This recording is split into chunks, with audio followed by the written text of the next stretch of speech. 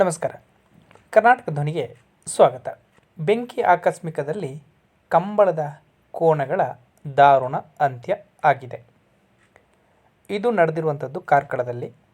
ಕಾರ್ಕಳ ತಾಲೂಕಿನ ಕಾಂತಾವರ ಗ್ರಾಮದ ಬೇಲಾಡಿ ಎಂಬಲ್ಲಿ ವಿದ್ಯುತ್ ಶಾರ್ಟ್ ಸರ್ಕ್ಯೂಟ್ನಿಂದ ಕೊಟ್ಟಿಗೆಯಲ್ಲಿ ಕಟ್ಟಿದ್ದಂಥ ಬೇಲಾಡಿ ಬಾವ ಅಶೋಕ ಶೆಟ್ಟಿ ಅವರ ಅಪ್ಪು ಮತ್ತು ತೋನ್ಸೆ ಎಂಬ ಹೆಸರಿನ 2 ಕಂಬಳ ಕೋಣಗಳು ಬೆಂಕಿಗೆ ಆಹುತಿಯಾದಂತಹ ದುರ್ಘಟನೆ ಶುಕ್ರವಾರ ರಾತ್ರಿ ನಡೆದಿದೆ. ದುರ್ಘಟನೆಯ ಸಂದರ್ಭದಲ್ಲಿ ಮನೆಯಲ್ಲಿ ಯಾರೂ ಕೂಡ ಇರಲಿಲ್ಲ. ಕೋಣಗಳ ಚಾಕರಿ ಮಾಡುವವರು ಕೂಡ ಮನೆಗೆ ತೆರಳಿದ್ದರಿಂದ ಘಟನೆ ಸಂಭವಿಸಿದೆ. ಈ ಸಂದರ್ಭದಲ್ಲಿ ಯಾರ ಗಮನಕ್ಕೂ ಕೂಡ ಇದು ಬಂದಿರಲಿಲ್ಲ.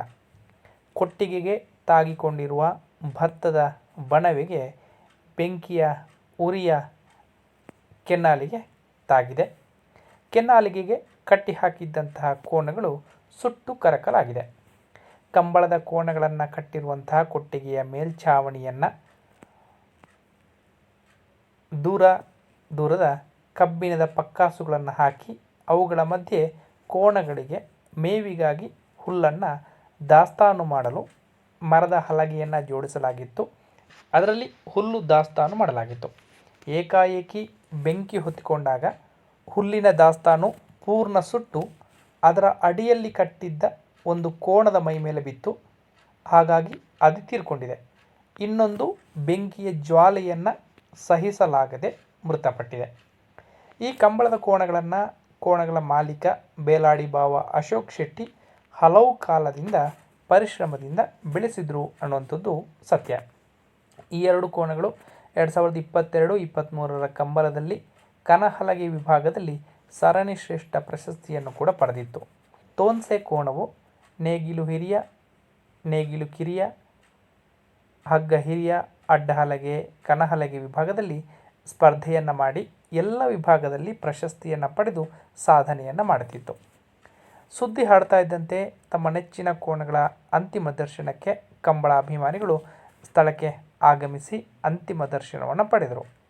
ಇಂಥ ಘಟನೆ ಸಂಭವಿಸಬಹುದೆಂತ ಕನಸಿನಲ್ಲೂ ಎಣಿಸಿರಲಿಲ್ಲ ಎಂದು ಕೋಣಗಳ ಮಾಲೀಕ ಅಶೋಕ್ ಶೆಟ್ಟಿ ಹೇಳಿದ್ದಾರೆ.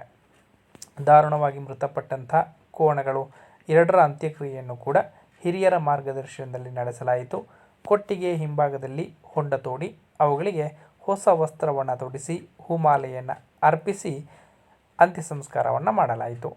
ಕೋಣಗಳ ಯಜಮಾನ ಸಹಿತ ಎಲ್ಲರೂ ಕೂಡ ಈ ಸಂದರ್ಭದಲ್ಲಿ ಕಂಬನಿ ಮಿಡಿಯುವಂಥ ದೃಶ್ಯ ಮನಕಲಕುವಂತಿತ್ತು. ಮುಂದೆ ಈ ಕೋಣಗಳ ಸ್ಮಾರಕವಾಗಿ ಗೋರಿಯನ್ನು ಕಟ್ಟಲಾಗುತ್ತೆ ಅನ್ನೋಂಥ ಮಾಹಿತಿ ಕೂಡ ಇದೆ. ಕಾಂತಾವರ ಗ್ರಾಮ ಪಂಚಾಯಿತಿ ಸದಸ್ಯ ಮೋಹನದಾಸ ಅಡ್ಡೆಂತಾಯ ಸಹಿತ ಕಂಬಳ ಅಭಿಮಾನಿಗಳು, ಕೋಣಗಳ ಯಜಮಾನಗಳ ಕುಟುಂಬಸ್ಥರು, ಗ್ರಾಮಸ್ಥರು, ಅಭಿಮಾನಿಗಳು ಈ ಸಂದರ್ಭದಲ್ಲಿ ಭಾಗವಹಿಸಿದರು. ವಿಡಿಯೋ ನೋಡಿದ್ದಕ್ಕಾಗಿ ಧನ್ಯವಾದಗಳು.